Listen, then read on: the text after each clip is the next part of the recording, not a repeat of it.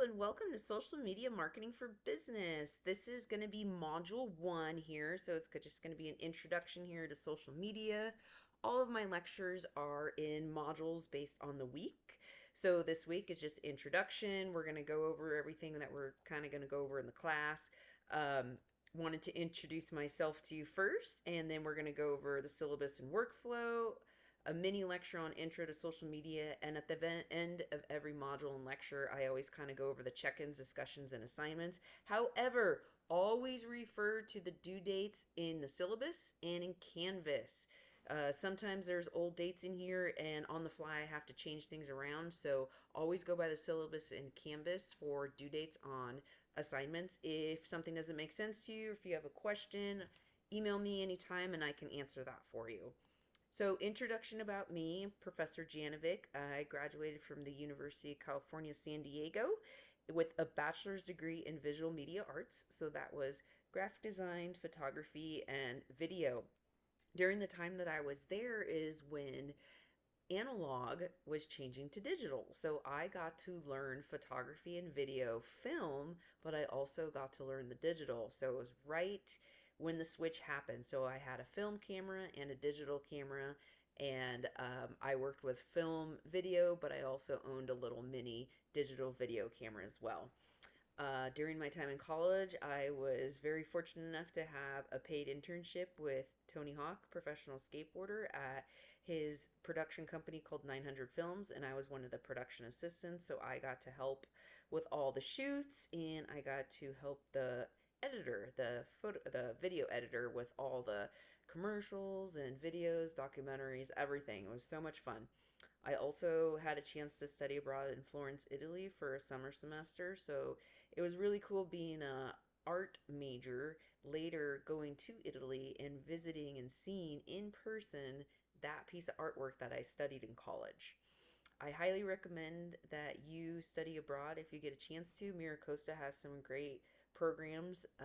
There's a whole department for it, so please look into that. It's just an amazing experience, even if you can only go for a summer session or just a couple weeks. It doesn't have to be an entire year or long semester. So, after I graduated college, I first started having production positions in graphic design, computer programming, and project management. That led to marketing positions such as web to print, direct mail marketing, email marketing, and later, when social media was invented, social media marketing. My last few positions in the corporate world were leadership positions as a marketing director, and that's when I decided to go back to school to get my master's to learn more of the business side of marketing, since my background was more in the visual media arts side. So I went to Cal State San Marcos, right down the street here, and I got my master's in business administration. It was extremely difficult. It was a year and a half program while I was fully employed and having family, trying to balance everything, but it is doable. And that's another thing I recommend to everyone. Later on, go and get your master's. San Marcos has an amazing program. Currently, I always like to go back to school. Currently, I'm at the University of San Diego doing their online program to get a certificate in nonprofit management so I can learn more about marketing in the nonprofit space so that I can teach you guys more about the differences between for profit and nonprofit. After leaving the corporate world 7 years ago, I started my own business, Janovic Communications. Corporate world just kind of got burned out. Wasn't for me. I wanted to do the entrepreneur route, and it has been amazing, and I'm never looking back. So I am a marketing consultant where I do content creation, social media management, so primarily social media, ambassador influencer programs, team manager for professional athletes in the running, mostly in the running industry, partnerships, and events. So my major clients, some of my major clients here are Spring Energy Nutrition, Nathan Hydration, Destination Trail Endurance Race Series, and Ragnar Relay. So I only work with running brands and race directors. So all the people that put on the for-profit and nonprofit races, anywhere from 5Ks all the way up to 300-mile races. Yes, there are 300-mile races now. I am also the founders of UltraBuds Run Club. If you ever want to come out and run, we host a weekly group run on Saturday mornings in Escondido. And I founded Ghost Runners Coaching right before COVID with my business partner, where we coach runners. And last but not least, of course, professor at Miracosta College. I also used to be a professor at Cal State San Marcos, but it got a little too much for me and I didn't have the bandwidth to be able to teach at both schools. So I only teach online at Miracosta College now. So outside of business, to just so you guys can get to know me a little bit, I'm an ultra runner. What does that mean? Ultra runner is anyone who runs more than 26.2, which is the marathon distance, miles. So technically an ultra could be 26.3 miles. But they're mostly known in increments of 50 Ks, which is 32 miles, 50 milers, 100 Ks, which I've ran those before, 100 milers, and 200s now are getting pretty popular. So I would say my biggest races I've done was completing the Moab 240, which is this picture here. It was 240 miles. The Bear 100, which is a 100 miler that starts in Utah and ends in Idaho. Black Canyon 100K, which is a super, what they call a fast 100K in Arizona. And Moab's obviously in Utah. I've also set 2 FKTs, which are the fastest known times. They are running records. And last year I got to participate and finish the Trans Rockies 6-day run. So you run for 6 days in the Colorado Rockies, and it's an amazing experience. Outside of ultra running, I dabble in some obstacle course racing. So I do Spartan races here and there. I haven't done one in a while because just don't have time to train for those. With the ultras, it's hard to train for both. Also love hiking and backpacking with my husband, and we have 2 rescued pit bulls. Dally here, he's the Black Lab Pity, and Romanoff, named after Black Widow, my favorite Marvel character, right here, and she is a what we call an American Staffordshire. So these are pictures of them years ago when she was just a little puppy, but he is now 7 years old and she is 4 years old. So in some of my lectures, you might hear them on the side, and some of my Monday update videos, you might even see them on Zoom. They like to participate and say hi. So, yep, big dog lover over here. So syllabus and workflow. Your syllabus is in Canvas.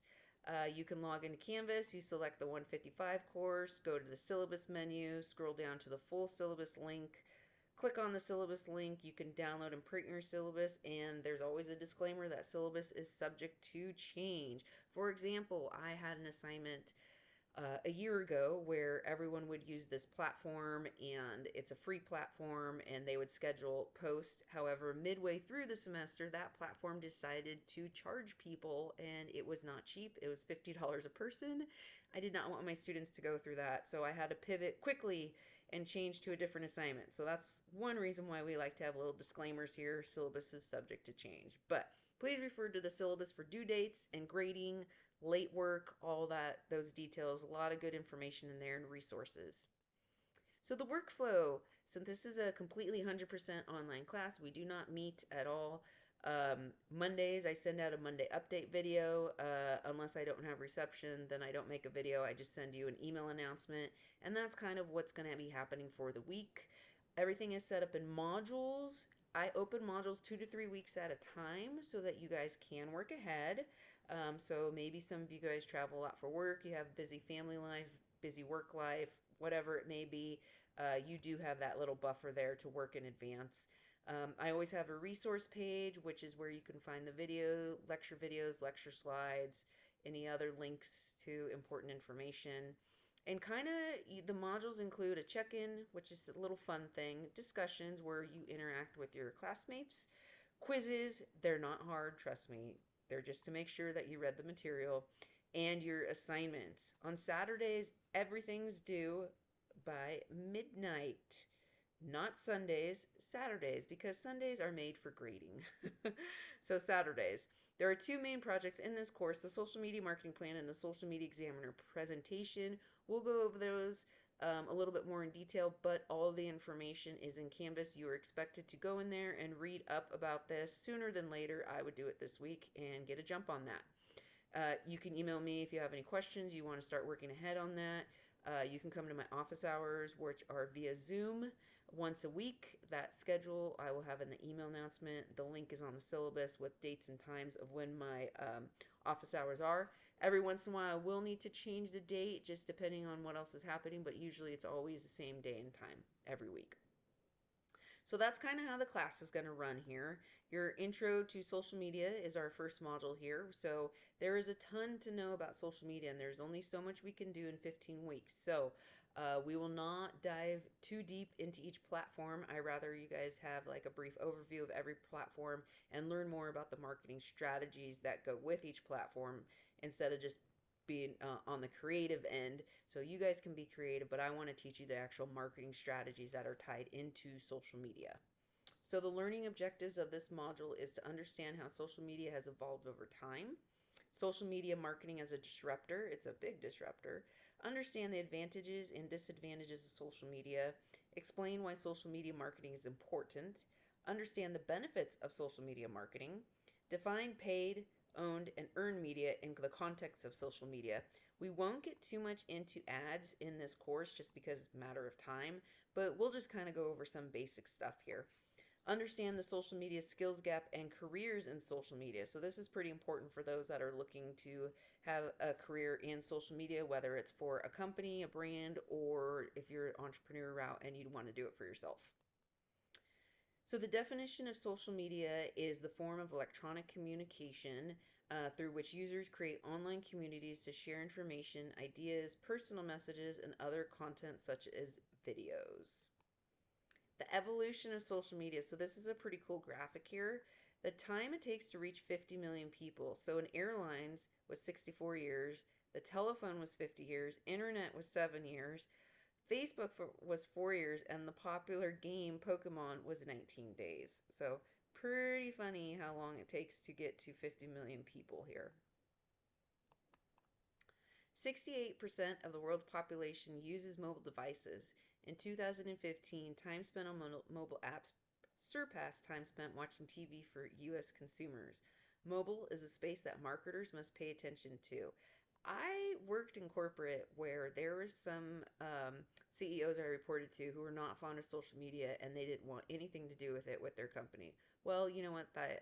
They lost out, and I kind of moved on from companies like that because I think it's really important that you always know the latest trends, the latest technologies, what's happening in the future, and don't be left behind because you will. So social media as a marketing disruptor, this example here is in regard to UGC, which we call user-generated content. So consumers are becoming more of content creators for brands on social media. The brands don't have to create all the content themselves anymore. So UGC refers to any digital content that is produced by end users of online service or website. UGC is used to create opportunities for showcase brands and build customers' relationships. So if you click on this link here, this is a hot link here. This is actually a reel that I created for a running brand called Nathan. Nathan makes hydration packs, this thing backpack I'm wearing. So if you want to click on that, quick example of user-generated content. So I created the content, I sent it to them, and they used what I created. And yes, I got paid for this. Some companies pay you only in product, and some companies pay you what we like to call monetary. So it just depends what you want to do, if you want to accept the terms or not. Frito-Lay, here's a Frito-Lay example, credits the campaign with helping to grow Doritos from a 1.54 billion US brand in 2006 to a 2.2 billion brand in 2016. So 10-year difference here. This campaign was then again revamped in 2020 during the COVID pandemic to the Crash From Your Home campaign, which is shown in this video here. So this is just, I know it's kind of a little old, 2016, 2020, but it's a really good example of social media being a marketing disruptor, and it's a really cool video to watch. If you don't remember watching it, click on the hot link here. 67% of Americans report that they get at least some of their news on social media. I am definitely one of them. I don't even watch the news because it's really depressing and I like to stay positive. So the news I do get is primarily on social media. And then if I want to dive deeper into a topic or a story, then I'll go to another reputable source. Many media companies have joined social media to deliver original content to a wider audience over television. Here's a great example here with Ryan Reynolds. He is super funny, one of my favorite actors and Marvel characters. So click on that hot link to watch that video. So now we're going to go over some of the advantages and disadvantages of social media. And this is from a business perspective. Remember that. We're talking business in this class. There might be some personal references, with influencers and content creators, but basically we're talking more about the business side. So some of the advantages of social media is it utilizes platforms that allow for unlimited access and are free to use. Anyone can download the app for free. Makes brands more visible by exposing them to larger audiences. Allows for easily identifying and reaching target audiences. You can do this. Each app has its own way of finding your target audience. It heightens customer service and engagement through two-way communication. You can talk a lot quicker doing customer service on Instagram. There's one brand who's a client of mine, and I am only in charge of their Instagram account. And it is 50% customer service through the DMs or direct messages. It's a way to increase brand awareness and loyalty, improve search engine rankings, so SEO, and increases your website traffic because you can push people to your website. Another way to do that. Some of the disadvantages, however, of social media is that it lacks the emotional face-to-face connection. So you could, similar to a text or an email, there's just a different way that you read instead of seeing someone and talking face-to-face. It does, unfortunately, open up brands up to negative feedback. There's a lot of brands who take controversial stands and make controversial posts, and that could be both a positive and a negative. It requires additional resources to manage. Like my example, I have a brand that all I do is manage their Instagram page because it's too time consuming for them. They don't have time to do it. Every day, every morning, and every evening, I monitor the Instagram page. A company's unrealistic customer expectations, risk accounts being hacked or experiencing security breaches, deals with the potential of inappropriate behavior, including harassment, another reason why your pages need to be monitored at all times, has a viral nature, so brand reputation can be damaged instantly. Once you see something and you delete it, yeah, it's great, you deleted the post, but someone's already taken a screenshot of it, I guarantee it. Can be difficult to measure return on investment. So there are metrics with social media, and metrics, just like any other marketing avenue, I guess you would say. These are the main metrics for social media. Call to action, which is also called a CTA, clicks, URL click, engagements, engagement rate, followers, mentions, and total reach. If you were to log into your Google Analytics, not only will it show your website analytics, but it will also show your social media analytics. So if you have social media connected to your website, there's a way in Google Analytics, and we're not going to go over that in this class. That would be kind of a different class. But you could see like, hey, 25 people came to my website via Facebook. 2 people came to my website via Instagram. And you can get all this information in Google Analytics. Some of the benefits of social media marketing is increased exposure and brand awareness, increased traffic, brand loyalty, marketplace insight, lead generation, increased thought leadership, improved sales, time savings, reduced marketing costs, stronger customer experiences, and owned, earned, and paid media. So these are all the benefits of social media marketing. I also have a really great video here. It's super short on the benefits of social media marketing. So click on this hot link and you can watch this video here. So organic versus paid social media marketing, just so you know the difference here. I personally, for my company, I only do organic social media. I always recommend that big brands, if they want to do a lot of paid advertisement, that they should hire an agency that specifically concentrates only on paid, because the two are completely different when you're creating social media strategies. So organic social is when users take advantage of the free elements of social media, such as post sharing on Facebook or two-way conversations with users on X. Good for small businesses and nonprofits, can build a social community and direct them to their website. Organic is also a lot more creative. Paid social involves sponsored, paid advertising content delivered on social networks and in the form of images, videos, and carousel ads. Depending on the platform, ads can be targeted to users based on location, buying habits, or personal interests. This is a hot link here to get more information on that. Unlike organic, paid social directly puts your content in front of users who will most likely show interest. Paid social is less creative, more analytical, more metric based. So two differences. Yes, you can always learn and do both. That's totally fine. Me personally, I've just concentrated more on the organic side. So the social media skills gap here, and you love this new picture. If you haven't been on campus and walked around the entire campus lately, please do so. I know there's still a lot of construction, but a lot of the buildings have been completed, and they just look fabulous. I actually went to Miracosta College when I was 18 years old, when I first graduated high school. I'm not going to tell you how many years ago that was, but it is just incredible to see how much the campus has grown, and I just think it's beautiful. So, how to put that picture in there. The workforce nowadays is ill equipped to help businesses tap into the true potential of social media.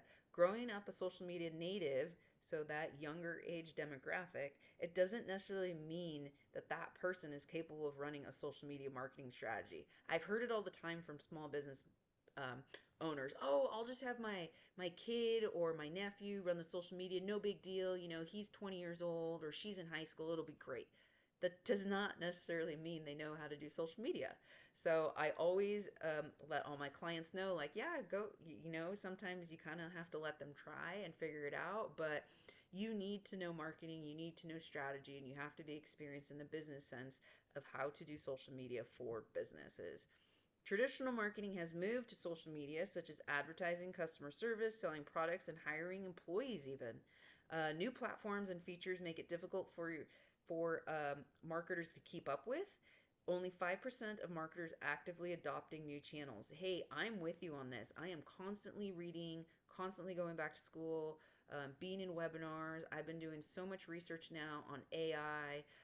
I have to keep up. And it's true that not all my clients can adopt the new channels because they're still trying to have the bandwidth to control the main channels. And when I say the main channels, those are Facebook, Instagram, and Twitter. Those are the most popular three channels. There is a lack of guidance and training programs provided by universities and companies. Thankfully, Miracosta, we have a social media class, but we already need an advanced class because there's only so much we can teach in the 15 weeks. So hopefully we will get an intermediate advanced class soon that we can offer students. So some of the careers in social media marketing, I love it when the older demographic says like, well, what do you do with social media? What kind of careers can you have with that? Like they just haven't grasped the concept yet. But if you were to just do a search social media on a website like Indeed.com or Glassdoor.com, look how many results it comes up with. And that's just on Indeed. So social media, some of the jobs here, and you can look this up as well. It's going to be one of your assignments. Is social media coordinator, specialist, manager, director, editor. So those are the kind of the main ones. But these ones have been in the last like I don't know how many years, but they've just evolved. Community manager, digital media manager, social media influencer manager, social media content manager, paid social media strategist, social media video producer, and social media writer. Like there's so many jobs now. It's incredible. I just love technology and love where marketing has come. So the 9 skills every social media manager must have. So ask yourself if you have all of these.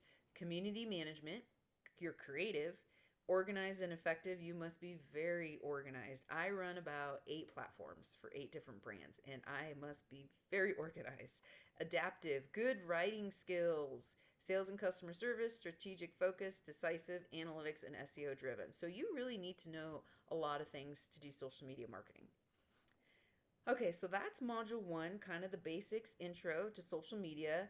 At the end of each module, I kind of quickly go over the assignments here. So this week, what we're going to be doing is your check-in 1, discussion 1, survey. Please, everyone, do the survey, and extra credit to come to my office hours and introduce yourself. So again, my office hours are in the Canvas and the assignment there, so you can have the link to the Zoom and dates and times when it will be considered extra credit. So I hope everyone has a great week. Email me if you have any questions.